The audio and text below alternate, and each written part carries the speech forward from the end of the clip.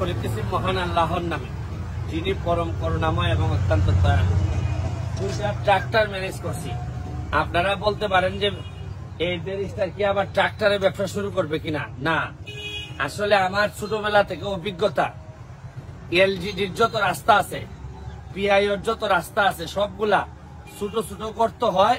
গর্ত হওয়ার পর গর্ত ভরাট না করার কারণে দিন দিন গর্ত ভরাট হয়ে রাস্তাগুলা বাজে অবস্থা হয়ে যায়।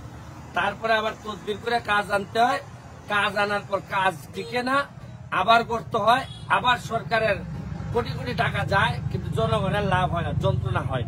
এই জন্যই এই 2টা ট্রাক্টরের ব্যবস্থা করছে আমার 2 উপজেলার জন্য। এক উপজেলা থেকে আমাদের জাপানি মালিক ভাই ট্রাক্টরটা দিচ্ছেন, এবং আরেক উপজেলা থেকে আমাদের ফরিদ ভাই, উনি একজন ব্যবসায়ী, মাধবপুর উপজেলায় উনি একটা ট্রাক্টর দিচ্ছেন।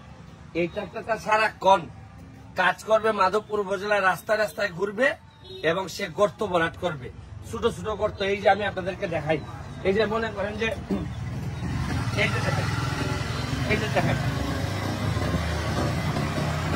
এই যে গর্ত, এটা কিন্তু দিন দিন বড় হয়ে আস্তে আস্তে ভাঙা চলে যাবে। এখন আমি এই জায়গা এই ট্রাক্টরের মাধ্যমে ছোট ছোট, এখন কাজের কামলা মানে কাজের লোক থাকবে কে? এই যে এখানের মধ্যে এই জায়গার মধ্যে বিটুমিন থাকবে, পাথর থাকবে, বালু থাকবে, এগুলা দিয়ে দিয়ে জায়গায় জায়গায় করে ফেলবে। এই টাকাগুলো আমি এমপি হিসাবে ম্যানেজ করব, 2 জনের বেতন আমি ম্যানেজ করব।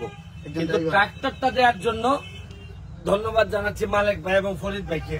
মালিক ভাই, আপনার যে অনুভূতিটা একটু যদি বলেন, যে কি কারণে আপনার ভালো লাগতেছে নাকি ট্রাক্টরটা দিয়া? আসসালামু আলাইকুম।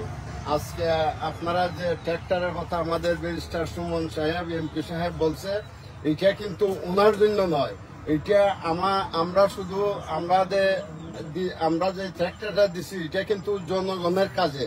উনি জনগণের দরদি এবং জনগণের ফেরিওয়ালা।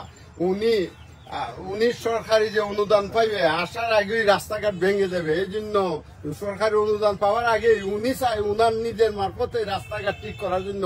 এই জন্যই 2টা ট্রাক্টর দেওয়া হয়েছে।